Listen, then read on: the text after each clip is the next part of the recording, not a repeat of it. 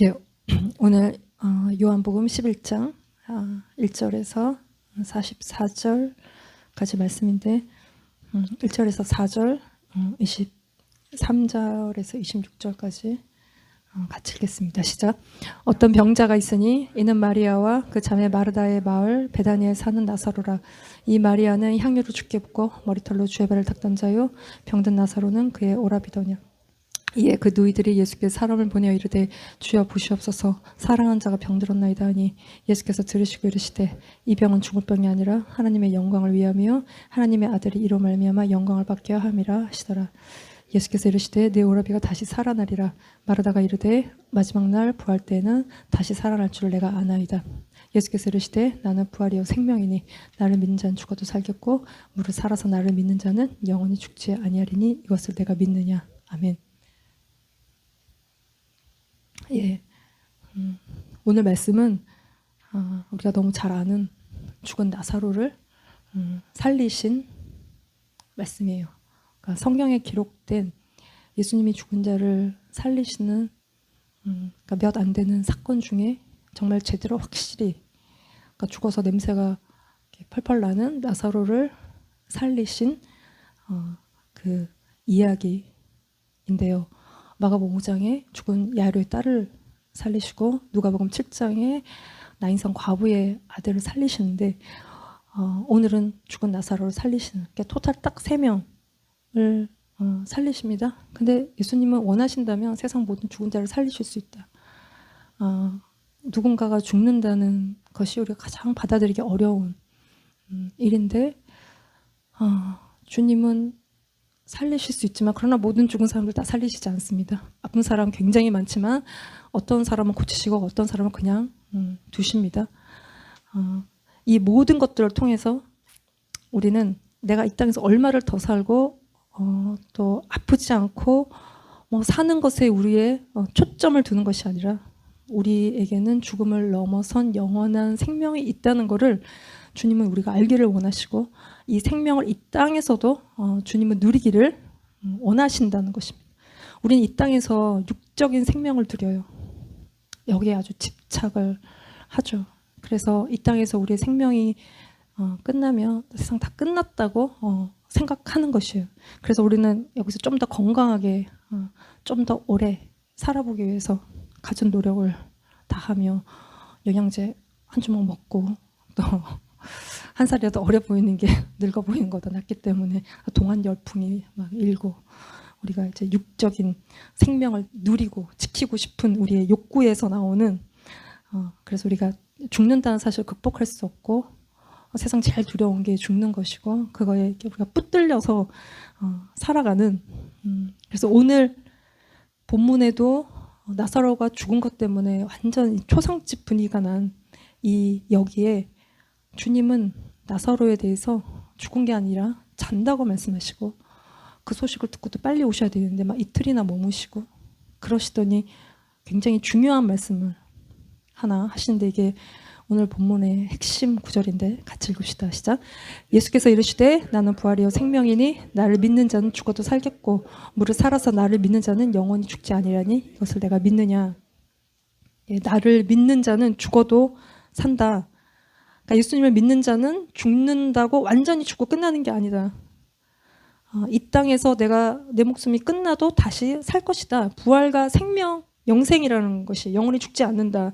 그러니까 육신의 죽음은 그냥 잠자는 것이고 예수님이 죽은 자를 그래서 잔다고 말씀하시는, 그러나 이거는 나를 믿는 자가 그렇다는 것이에요.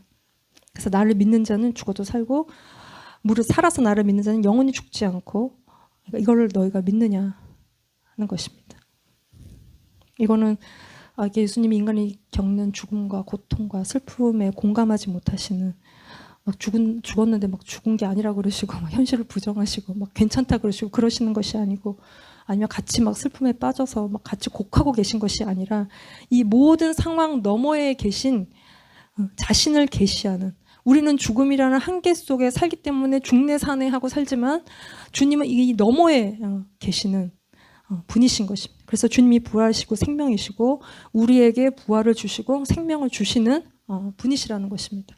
그래서 요한복음에 7가지 표적 기사가 나오는데 이게 제일 마지막이에요. 예수님이 돌아가시기 전에 행하시는 제일 마지막 표적인데 이거는 나사로를 살리시는 것 자체의 목적 있는 것이 아니라 이걸 통해서 주님이 뭔가 보여주시기를 원하시는데 이게 이제 표적이죠. 세명이에요. 이게 사인, 뭔가를 나타내는 것입니다. 예수님이 행하시는 표적을 통해서 자신이 누구신지를 이렇게 나타내기를 원하시는, 자신이 메시아이신 것과 자신을 사람들이 믿을 수 있도록 이런 표적을 통해서 자기를 믿게 하시는, 영광을 나타내시는, 그래서 믿는 자가 주님의 영광을 보게 된다는 것이.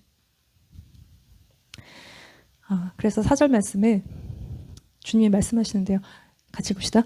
예수께서 들으시고 이르시되 이 병은 죽을 병이 아니라 하나님의 영광을 위하며 하나님의 아들 이로 말미암아 영광을 받게 하려 함이라 하시더라.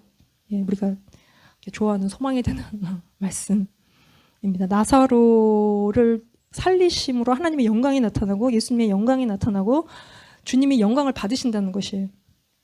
그래서 우리의 삶의 모든 고통의 문제는 분명히 하나님의 뜻이 있다.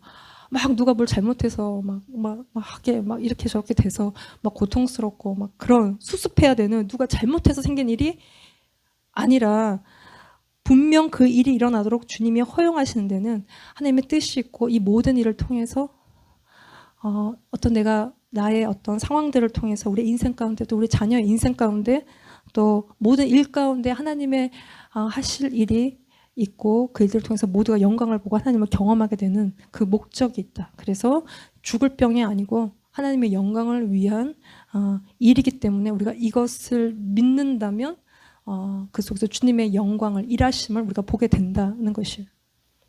근데 이 영광을 말씀하실 때는 더 나아가서 자신의 죽음을 예고하시는 것이에요. 그래서 하나님의 아들이 이로 말미암아 영광을 받게 한다는 것은 나사로의 죽음과 예수님의 죽음이 연관이 있고 관련이 있고, 나사로의 죽음을 통해서 또 예수님의 죽음을 통해서 예수님의 영광이 나타나는 일이 있다는 것입니다.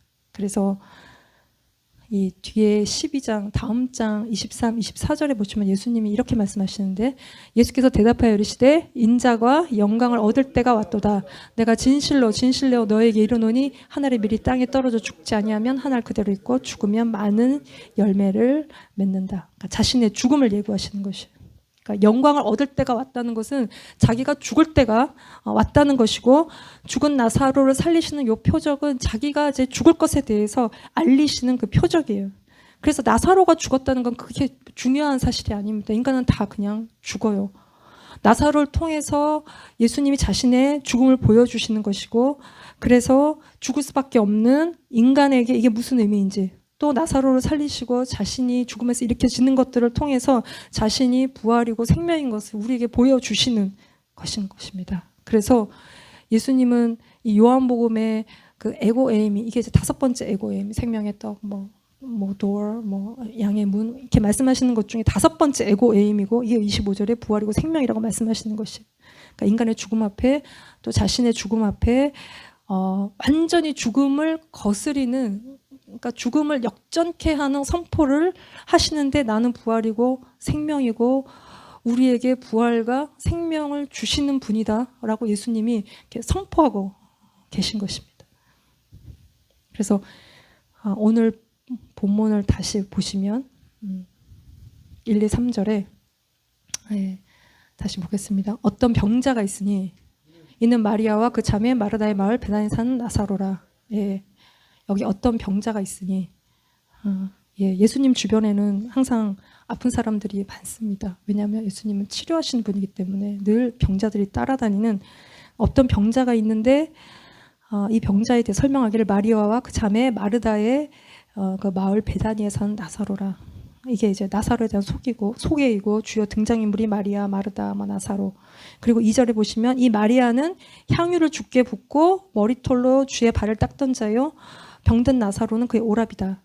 그러니까 다음 장 12장에 마리아가 나사로가 산 후에 잔치를 벌리는데 이게 이렇게 옥합을 주님께 다 쏟아붓는 그거를 미리 지금 땡겨서 11장 2절에 마리아를 소개하고 있습니다. 마리아에게 굉장히 비중을 두고 있는 것인데, 마리아는 예수님을 사랑하고 주님의 말씀을 청종하였던 이 마리아에게 성경은 포커스 온 하고 있고, 주님도 그런 우리에게 집중하시는 것입니다. 그래서 3절에 그 누이는 마리아와 마르다가 예수께 사람을 보내서 이르되 주여 보시옵소서 사랑하는 자가 병들었나이다 하니 이 상황에 대해서 가장 먼저 주님께 아뢰고 의뢰하는 그러니까 사랑하는 자가 병들었다는 것입니다. 이게 예수님과 이 삼남매의 관계이다. 특별한 관계인 것입니다. 예수님이 이들을 사랑하였고 이들도 예수님을 사랑한 관계.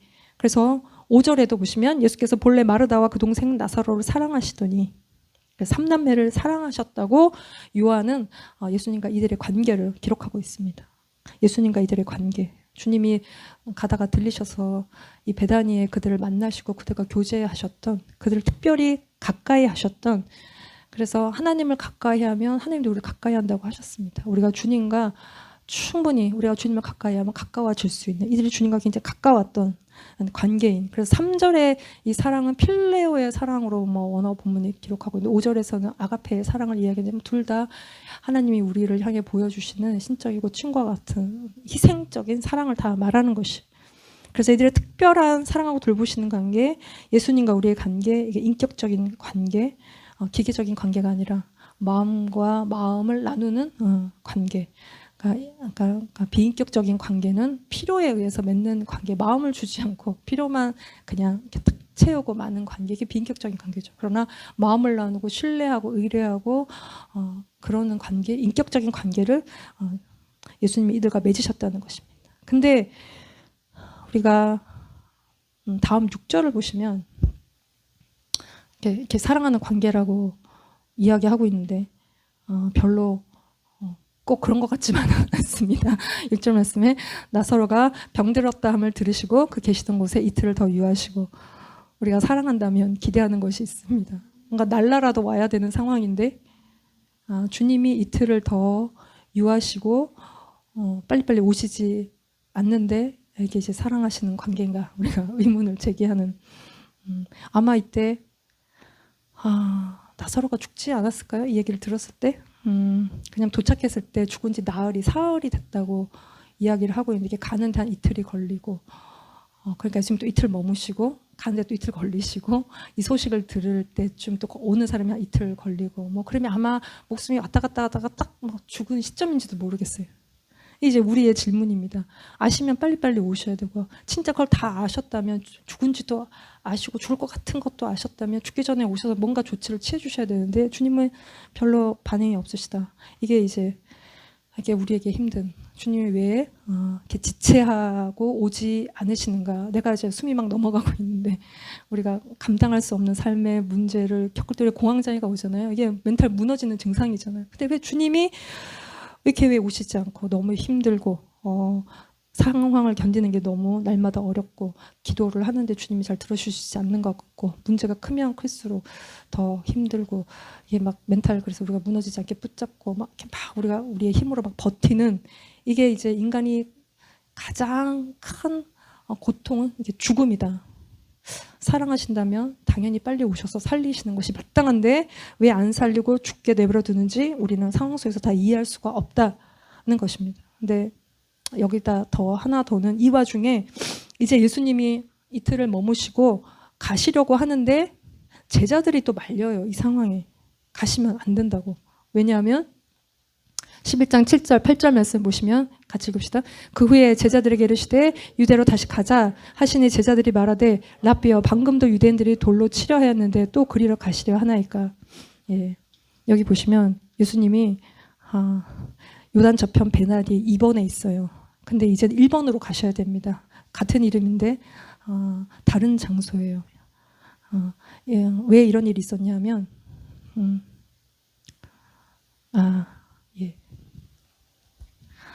지난 10장 말씀에 보시면 10장 40절, 41절 끝에 말씀을 보시면 다시 요단강 저편 요한이 처음으로 세례 베풀던 곳으로 가사 거기에 거하시니 많은 사람이 왔다가 말하되 요한은 아무 표적도 행하지 아니하였으나 요한이 그 사람을 가리켜 말한 것은 다 참이라 하더라.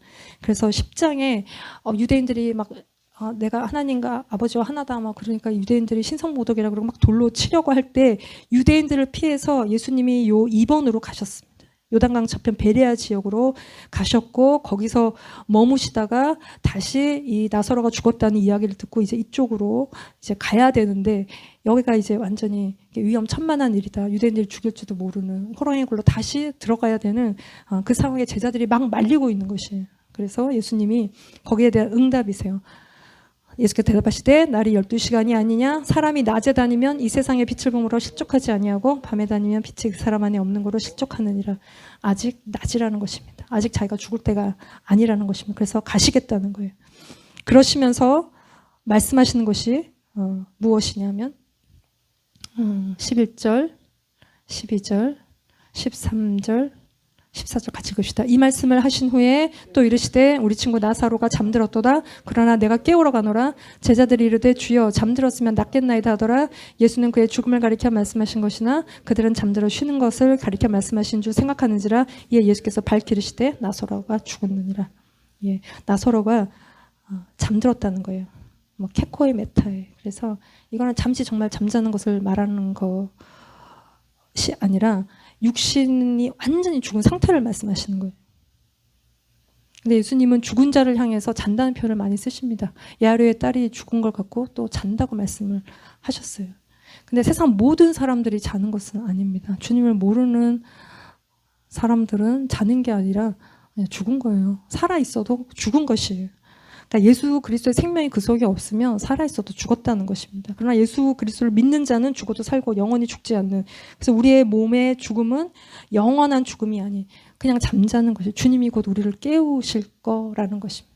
요거를 우리가 믿으면 우리가 죽음에 대해서 자는 거구나 라고 받아들이면 우리가 죽음이 그렇게 두렵지 않다는 것입니다. 그러나 그게 아닌 생명이 없는 사람들은 정말 죽음이 두려울 수밖에 없는 것이겠죠. 그래서 죽은 상태 를 말하는 것이지만 주님은 잔다고 말씀하시고 그래서 나사로를 깨우시겠다는 것인데 실제는 나사로가 완전히 죽은 이미 끝난 상태인 것입니다. 그랬더니 제자들이 이르되 주여 잠들었으면 낫겠나이다. 진짜 쿨쿨 자는 걸로 알아들은 것이고 예수님은 그의 죽음을 가리켜 말씀하신 것인데 그들은 잠들어 쉬는 것으로 말씀하시는 줄 생각하고 14절에 이에 예수께서 밝히시되 나사로가 죽었다라고 주님이 딱 선포하신 것입니다. 계속 못 알아듣고 헤매니까 죽었다라고 말씀하시는. 그리고 왜 예수님이 이 상황에 지체하셨는지에 대해서 말씀하시는데 요한복음 11장 15절에 내가 거기 있지 아니한 것을 너희를 위하여 기뻐하노니 이는 너희로 믿게 하려 함이라. 그러나 그에게로 가자 하시니. 예수님이 이틀을 지체하신 이유가 믿게 하기 위함이라는 것입니다. 너희들의 믿음을 최고로 끌어올리기 위해서 최악의 상황이 필요한. 그래서 주님이 뭔가 막 멈추고 막 개입하셔서 막 그 상황을 막 이렇게 바꿔주시는 게 아니라 그 상황이 흘러가도록 죽음으로 가도록 그 상황이 흘러가도록 주님이 두신다는 것이. 그래서 주님은 자기 속도로 일하시고 우리가 여기에 좀 적응할 필요가 있다는 것이에요. 내가 거기 있지 아니한 것을 우리가 받아들이는 것이 필요하고 그 시간 동안 주님이 왜 안 오시지? 이러는 우리의 시간 동안 우리 안에 불신을 주님이 다루시고 그 속에서 주님의 역사하심을 볼 때 우리가 죽음을 이기는 믿음이 우리 안에서 생겨나게 되는 것입니다. 근데 이 말을 알아듣지 못하고 또 도마라는 제자가 나오는데 16절에 디두모라고도 하는 도마가 다른 제자들에게 말하되 우리도 주와 함께 죽으러 가자 아니라 계속 예수님이 유대 가면 이렇게 잡아요 죽는다 맞아 그것만 케어하고 있으니까 이제 이런 말이 되게 엉뚱하게 나오는. 그래도 뭐 죽으러 가겠다고 하니 기특합니다.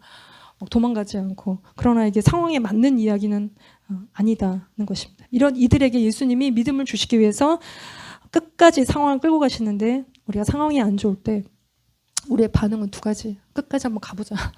끝이 어딘가 한번 끝장을 보자. 아니면 막 무섭다. 이게 어떻게 되지? 이런 게 우리의 두 가지 마음이죠. 우리는 우리 인생의 끝장을 볼 일이 아주 많습니다. 제가 미국에 와서 처음 끝장을 본 건 돈 문제예요. 예, 사는데 돈 없으면 우리가 어떻게 살겠습니까? 그러니까 돈 문제를 끝장을 봤어요. 돈이 한 푼도 없는 정말 누구 하나 도와주지 않는 상황 속에 처해지면서 텐트 치고 살아야겠다. 주인이 내쫓으면 텐트 치고 살아야겠다. 난 뭐 한국으로 돌아가고 뭐 그런 생각이 돌아가도 별거 없고 돌아갈 길도 없고 버티자. 그랬더니 주님이 그 끝에서 모든 걸 채워주시고 지금도 그렇게 살고 있어요. 상황과 환경과 상관없이, 교인 수와 상관없이 그냥 주님이 주시는 걸로, 주님께 순종하는 사람들이 공급하는 것들 살아가고 있다. 그러니까 끝장을 볼 일이 우리의 삶에 뭐 자식 문제든 뭐 우리의 뭐 사업이든 또 뭐 우리 남편의 문제든 내 건강 문제든 우리가 끝까지 가볼 일이라는 거. 그 끝에 뭐가 있는지, 주님이 어떻게 살리시고 어떻게 역사하시는지 우리가 끝을 볼 일이라는 것이에요. 그래서 정말 나사로가 끝장난 상황입니다. 나사로가 끝났어요. 그의 인생이. 그래서 17절 39절을 같이 읽읍시다. 예수께서 와서 보시니 나사로가 무덤에 있은 지 이미 나흘이라. 예수께서 이르시되 돌을 옮겨 놓으라 하시니 그 죽은 자의 누이 말하다가 이르되 주여 죽은 지가 나흘이 되었음에 벌써 냄새가 나나이다. 이게 나사로의 상황이에요.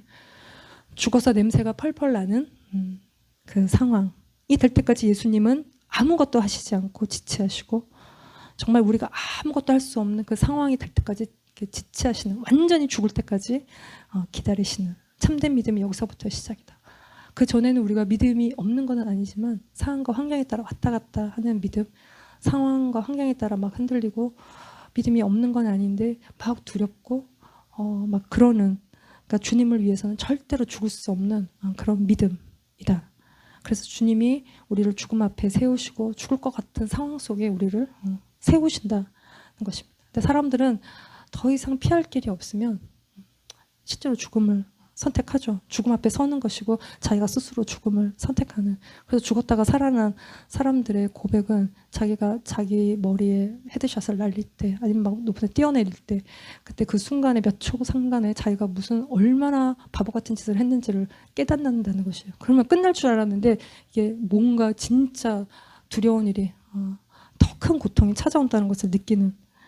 그래서 우리는 이렇게 힘들면 죽고 싶지만 사실은 죽음을 굉장히 두려워 한다는 것입니다. 우리의 삶에 많은 삶의 어려움과 고통들이 있다는 것이에요. 저도 내가 정말 죽을 것 같다고 느낀 거는 정말 애를 낳을 때였다. 4kg가 되는 애를 뭐 수술도 안 하고 뭐 마취도 안 하고 이렇게 생으로 나오면서, 이야, 인간이 애 낳다가 이렇게 죽을 수 있구나, 이렇게 깨닫는. 근데 또 우리의 삶에 여러 가지, 뭐 친구가 죽고 남편이 죽고 뭐 또 부모가 죽고 이런 것들에서 우리가 많은 죽음의 상황을 우리가 직면하게 된다는 것이죠. 저희 딸이 하이스쿨 때 그 어떤 뭐 클럽에 어떤 남자의 아버지가 갑자기 돌아가셨다는 거예요. 멀쩡하시다가 심장마비로 갑자기 죽으셨다는 거예요. 그래서 엄마가 완전히 이렇게 멘붕에 빠져서 아무것도 하지 못해서 자기가 걔가 모든 것들을 수습하고 자기가 돈을 벌어야 되고 너무 어려움에 이렇게 처해 있다는 얘기를 하면서 아빠는 괜찮냐고 이제 그렇게. 근데 또 뭐 얼마 전에 또 그 도매 기숙사의 친구의 엄마가 막 신장이 안 좋아서 계속 투석을 받다가 몸이 이제는 막 이렇게 썩고 마약성 진통제 맞고 막 그러다가 너무 이렇게 힘들게 사시다가 이제 얼마 전에 돌아가셔서, 아버지는 어디 가셨는지 모르겠는데 걔랑 자기 동생이랑 이제 완전 고아가 된 그런 얘기를 하면서 또 이제 엄마는 괜찮을까, 이제 이런 생각을 하는. 그러니까 우리가 죽음과 굉장히 가까이 이제 있다는 것입니다. 그래서 이게 좀 우리가 겪게 될 일들이고, 또 초대교회 때 많은 순교자들이 막 이리저리 갈갈이 찢겨서 죽고 주님을 위해서, 그게 도대체 어떤 믿음일까? 나는 과연 그런 상황에 그렇게 죽을 수 있을까? 이제 우리가 스스로에게 던지는 질문이 되는. 그래서 예수님은 우리를 죽음이 주는 두려움으로부터 우리를 풀어주시기 위해서 죽음 앞에 세우십니다. 죽음은 누구도 피해갈 수 없고, 그 죽음은 누가 대신해 줄 수도 없다. 내가 아파 죽겠는데 누가 대신 아파줄 수도 없고, 그거는 그냥 뚫고 지나가 우리가 그 안에서 영원한 생명을 만나는 것 외에는 우리를 위해 죽고 부활하신 그 주님께 초점을 맞추고 그 부활과 생명을 우리가 얻을 때만 이걸 극복할 수 있는 것이라는 것이, 주님이 우리에게 그 생명을 부어주신다는 것이, 주님께 초점을 맞출 때. 그래서 우리를 사랑하시기 때문에, 특별히 사랑하시기 때문에 예수님은 마리아, 마르다, 나사로를 고통 가운데 세우십니다. 잘 되는 것도 사랑하시는 것이지만 사랑하시기 때문에 강물에 던지고 또 불 가운데로 지나가게 하십니다. 환난을 통해서 그분의 영광 가운데로 우리를 들어가게 하신다는 것이에요. 삶과 죽음, 죽음과 삶이다. 죽으면 살리시는 역사를 우리가 경험하게 되는, 그래서 예수님이 우리를 끝까지 끌고 가신다면, 끌고 가시는데 우리 끝까지 한번 가볼 수 있다. 어디가 끝인지, 그 끝에 정말 주님의 영광이 일하심이 나타나는지 우리가 정말 기대할 일이라는 것이에요. 그래서 죽은 지 사흘이 돼서 완전히 죽은, 그래서 냄새가 펄펄 나는 그 나사로에게 주님이 오셨습니다. 그리고 이 예수님이 오심으로 인한 마리아, 마르다 주변 사람들의 반응이 기록되어 나오는데, 마리아가 마르다보다 그래도 주님 옆에서 말씀도 많이 듣고 좀 나은가 싶지만 사실은 죽음 앞에서 반응이 똑같아요. 그래서 보시면 마르다가 21절에 예수께 여짜오되 주께서 여기 계셨더라면 내 오라버니가 죽지 아니하였겠나이다. 예수께서 이르시되 돌을 옮겨 놓으라 하시니 그 죽은 자의 누이 마르다가 이르되 주여 죽은 지가 나흘이 되었으며 벌써 냄새가 난다는 것입니다. 그리고 마리아도 32절에 예수 계신 곳에 가서 배웠고 그 발 앞에 엎드려 이르되 주께서 여기 계셨더라면 내 오라버니가 죽지 아니하였겠나이다 하더라. 그리고 막 예수님이 우시니까 사람들의 말이에요. 37절에 그중 어떤 이는 말하되 맹인의 눈을 뜨게 한 이 사람이 그 사람은 죽지 않게 할 수 없었더냐 하더라. 예수님이 나사로를 살리러 오셨는데 이 분위기는 아무도 예수님이 나사로를 살릴 거라는 것을 기대하고 있지 않아요. 계속하고 반복적으로 하고 있는 얘기는 빨리 오셔서 죽기 전에 고쳐주셨어야지, 이미 다 끝났다는 얘기를 계속 반복적으로 하고 있어요. 이게 이제 우리가 죽음 앞에 절망인 것이죠. 다시 살 것을 기대하지 않고 있다는 것이에요. 그러니 예수님이 죽으시면 누가 이 중에 예수님이 다시 살아날 것을 기대하겠냐는 거예요. 얼마나 공황 상태가 오겠냐는 것이죠. 주님이 이것을 미리 예견하시는 것입니다. 그리고 이들의 보인 반응에 대해서 주님이 말씀하신 것은 34절을 같이 읽읍시다. 예수께서 그가 우는 것과 또 함께 온 유대인들이 우는 것을 보시고 심령의 비통히 여기시고 불쌍히 여기사.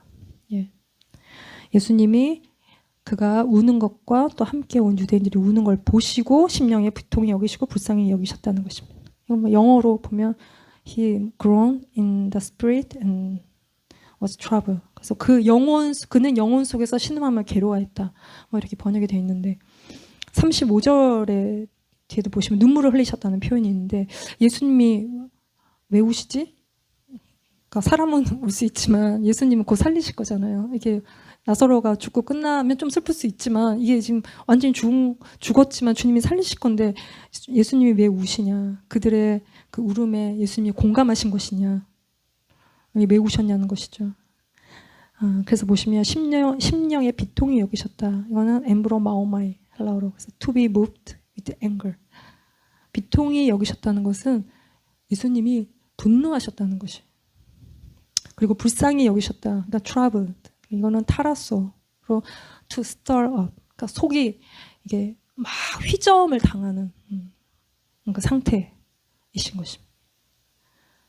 그래서 이게 막 불쌍하게 막 안 됐다 이런 것이 아니라 죽을 수밖에 없는 인간의 상황과 이 사람들의 믿음 없는 것에 대한 예수님의 분노, 속이 막 이렇게 끓어오르시는 그 분노의 상태인 것입니다. 그리고 거기다가 마리아가 예수님 발 앞에 와서 그렇게 말씀을 듣던 마리아도 믿음 없는 걸 보시고 예수님이 굉장히 분노하고 계신 상황이다. 근데 눈물 또한 흘리셨습니다.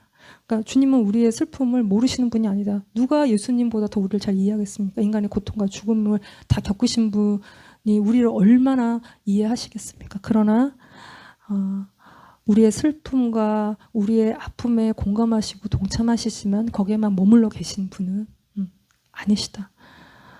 우리의 믿음 없음에 분노하신, 우리가 계속 슬퍼만 한다고 그 상황에 역전이 일어나지는 않아요. 그 상황이 바뀌는 것도 아니에요. 문제가 해결이 되는 것도 아니에요. 그러나 인간은 문제 앞에서 항상 울고만 있다는 것입니다. 그래서 그 믿음의 한계에 예수님은 통분히 여기시는 것이고 거기에 머무를 수 없기 때문에 주님이 살리시고 주님이 변화시킬 것에 대한 믿음이 우리에게는 필요하고 그 믿음이 그 모든 상황과 환경을 바꾸는 것이 된다는 것이. 그래서 이들의 믿음 없음에 예수님은 많이 분노하고 계신. 그래서 40절에 죽은 지 사흘이 돼서 막 냄새 난다 그러는 마리아가 이제 그러니까 예수께서 내 말이 내가 믿으면 하나님의 영광을 보리라 하지 아니하였느냐 하시니 그러니까 예수님은 우리의 믿음 없음을 기뻐하지 않고 분노하신다는 것입니다. 우리가 믿음이 없이는 하나님을 절대로 기쁘시게 할 수가 없다는 것입니다. 우리는 혹시나 하는 어떤 가능성에 우리가 목을 걸고 사는 자들이 아니라 믿음으로 사는 자고 우리가 예수님께 보일 것은 믿음밖에 없다는 것이에요. 우리 안에 믿음이 있느냐, 죽었다가도 살리시는 그 믿음이 우리 속에 있느냐 없느냐 이것이 우리에게는 끝없는 이슈요라는 것입니다. 우리에게 필요한 것은 아브라함의 믿음이다. 믿음으로 이삭을 얻었습니다. 하나님이 또 줬다가 뺏어가는 것처럼 보이는 이삭을 바치라고 합니다. 그러나 그에게는 죽었다가도 살리시는 믿음이 있었기 때문에 이삭을 데리고 희생제물을 드리러 자신의 손으로 자기 아들을 죽이는 자리로 데려갑니다. 그 믿음이 우리가 가져야 될 죽었다가도 살리시는 그 주님을 믿는 궁극적인 믿음이라는 것입니다. 그러니까 우리는 담대하게 끝까지 가보자. 죽기밖에 더 하겠느냐. 끝은 죽음이죠. 죽기밖에 더 하겠느냐. 그 끝에서 주님의 역사가 있을 것이다. 그래서 우리가 최악의 상황에서 우리가 뭐 때문에 이렇게 되고 빨리 오지 않았고 뭐가 이렇게 돼서 이렇게 되고 뭐가 이렇게 해서 저렇고 라고 하는 우리 안에 이 생각들 좀 주님이 저 아들이 저렇게 되지 않게 말려주시고 우리 남편이 저렇게 먹다가 죽지 않게 좀 말려주시지 이거는 그냥 원망일 뿐이에요. 믿음이 아니라는 것입니다. 누구 때문에 무엇 때문에 우리가 우리의 인생의 막다른 골목에 이르렀다 할지라도 다시 살리실 주님을 믿으면 모든 것들을 역전시키시고 살아나는 역사가 일어난다는 것입니다. 그래서 사람들은 계속 오셨으면 죽지 않았을 텐데 이건 안타까운 반, 원망 반이지만 절대로 믿음의 말은 아니다라는 것이. 그래서 주님이 말씀하시기를 23, 24절에 예수께서 이르시되 내 오라비가 다시 살아나리라. 마르다가 이르되 마지막 날 부활 때에는 다시 살아날 줄을 내가 아나이다. 마르다가 뭔가를 알고는 있어요. 마지막 때에 부활이 있다는 걸 알고 있어요. 이 구약에서 말하는 것이고 바리새인들이 이 부활을 믿었고 사두개인들은 부활을 믿지 않았다고 이제 하죠. 그래서 근데 이 부활이 누구를 통해서 어떻게 오냐는 것이에요. 그래서 예수님이 요한복음 5장에 이런 말씀을 하셨습니다. 같이 읽읍시다. 진실로 진실로 너에게 이르노니 죽은 자들이 하나님의 아들의 음성을 들을 때가 오나니 곧 이때라. 듣는 자는 살아나리라. 이를 놀랍게 여기지 말라. 무덤 속에 있는 자가 다 그의 음성을 들을 때가 오나니 선한 일을 행한 자는 생명의 부활로 악한 일을 행한 자는 심판의 부활로 나아오리라. 나사로의 이야기와 동일한 이야기입니다. 우리에게 죽은 자들이 살아나는 부활이 있다. 그 하나님의 아들의 음성을 듣는 때가 있다. 그 부활이요 생명이신 죽었다가 살아나신 그분의 능력이 무덤에 있는 자들을 일으켜 세우는 날이 온다는 것이에요. 그래서 예수님은 다시 25, 26절을 보시면 예수께서 이르시되 나는 부활이요 생명이니 나를 믿는 자는 죽어도 살겠고 무릇 살아서 나를 믿는 자는 영원히 죽지 아니하리니 이것을 내가 믿느냐는 것입니다. 예수님이 부활이고 생명이심을 죽은 나사로를 통해서 자신을 나타내시고 나사로를 살리시는 표적의 그 의미가 예수님이 부활이고 생명이라는 것입니다. 그래서 부활하신 예수님을 믿는 자는 죽어도 살고 살아서 믿으면 영원히 죽지 않는 부활과 영생을 우리가 경험하는 이게 부활신앙이고 이게 추상적인 이야기가 아니라 또 먼 훗날의 이야기만이 아니라 우리가 물론 나중에 우리는 죽었다가 하나님의 아들의 음성을 듣고 다 살아날 것입니다. 그러나 지금 주님은 부활이고 생명이신 예수님을 믿을 때 우리가 그 주님과 연합할 때 지금 내가 죽음의 문제를 이긴다는 것이 지금 내 삶 속에서도 나사로가 살아나는 역사를 우리가 또 경험한다는 것이에요. 내 삶의 치유와 죽은 것이 살아나는 그 회복의 역사가 또한 일어난다는 것입니다. 그래서 예수님은 정말 부활이시고 죽은 지 사흘 만에 살아나셨고 우리가 2000년 전에 그 현장에 있지 않았지만 우리가 성경 말씀을 믿기 때문에 그 말씀을 통해서 예수님이 정말로 죽으셨고 부활하셨다는 사실을 믿고 예수님이 부활하신 사실이 정말 역사적으로 근거가 있다는 것을 우리가 받아들이고 믿는 것입니다. 이게 우리의 믿음의 기초고 그래서 하나님은 예수님을 죽은 자 가운데서 다시 살린 것으로 모든 사람에게 예수 그리스도를 믿을 만한 증거를 주셨고 예수님이 모든 잠자는 자들의 첫 열매가 되셨다는 것입니다. 그래서 부활하신 후에 제자들에게 나타나셨고 그 부활하신 예수님을 만난 제자들이 변화를 받는 일이 일어나는, 그래서 그 예수님이 죽으심과 부활에 우리가 연합함으로 우리가 영적으로 새로운 피조물이 되었고 더 이상 나로 살지 않고 우리는 십자가에 우리를 이미 못 박았고 또 마지막 때의 생명의 부활로 우리가 나아올 것이지만 지금 또한 우리가 새로운 피조물로 우리 속에 있는 모든 연약함, 죽음이 다 떠나간 그 두려움이 떠나간 그 생명의 능력이 우리 안에 동일하게 지금 있다는 것이. 그래서 우리가 더 이상 마귀에게 종노릇하지 않고 그래서 예수 그리스도 안에 있는 생명의 성령의 법이 죄와 사망의 법에서 우리를 다 해방시킨, 그래서 두려움에 매여 살지 않고 죽음을 뛰어넘어서 살아가는 것입니다. 우리가 만약에 두렵다면 우리가 아직 죽지 않아서 여전히 살아있어서 그만큼 두려운 것입니다. 그래서 공황장애도 우리가 약을 먹어서 조절할 수도 있지만 내가 완전히 주님께 나의 모든 삶의 문제들을 다 맡기면 우리는 평안할 것입니다. 우리가 그러지 못하기 때문에 계속 그 안에서 우리가 스트럭을 하고 있는 것이, 주님께 맡긴다면 우리는 그 안에서 굉장한 평안을 누릴 거라는 것입니다. 그래서 우리가 주님과 죽고 그 부활에 연합해서 우리는 세상 그 무서운 것이 아무것도 없는 자가 되는 거야. 그러니까 스데반이 돌에 맞아 죽을 때 성령이 충만해서 하늘이 열리고 하늘 보좌에 예수님이 서신 것을 이렇게 보았던, 그래서 십자가에 죽으신 예수 그리스도 부활하신 그 예수님이 지금 하늘 보좌에 계십니다. 주님은 부활이시고 생명이시고 실제로 이 땅에 오셔서 죽으셨고 부활하셨고 유대인이 죽인, 그리고 또 우리가 죽인 예수 그리스도가 우리의 주와 우리의 그리스도가 되셨습니다. 그래서 우리가 더 이상 우리 자신에 매여 살지 않고 끊을 수 없는 죄와 두려움과 중독에 매여 살지 않고 성령이 충만해서 주님의 부르심을 따라 우리가 살아가는, 그래서 우리가 부활하신 주님을 의지하고 죽을 것 같은 우리의 죽음의 문제를 뚫고 내 오라비가 다시 살리라 말씀하시는, 그래서 모든 병들고 망가진 것들이 이 시간 우리가 회복되는 것들을 경험하게 되는 그 주님의 일하심을 우리가 믿고 신뢰하며 요한복음 11장 마지막으로 43, 44절을 같이 읽겠습니다. 시작. 이 말씀을 하시고 큰 소리로 나사로야 나오라 부르시니 죽은 자가 수족을 배로 동인 채로 나오는데 그 얼굴은 수건에 쌓였더라. 예수께서 이르시되 풀어놓아 다니게 하라 하시니. 예. 이렇게 죽은 나사로를 풀어놓아 다니게 하시는 그 예수님의 능력의 말씀이 죽은 자를 살리는, 또 하나님의 아들의 음성을 듣는 자가 살아나는, 나사로야 나오라 하시는, 그래서 우리의 모든 사망 권세에서 우리를 불러내시는 우리의 그 죽음을 이기시는 그 능력이 우리 삶 가운데 임하고 우리의 모든 사망 권세가 다 떠나가고 살리시는, 우리가 이 땅에 삶과 죽음의 경계를 넘어 영원한 생명으로 들어가는 저와 여러분이 되시기를 기도합니다.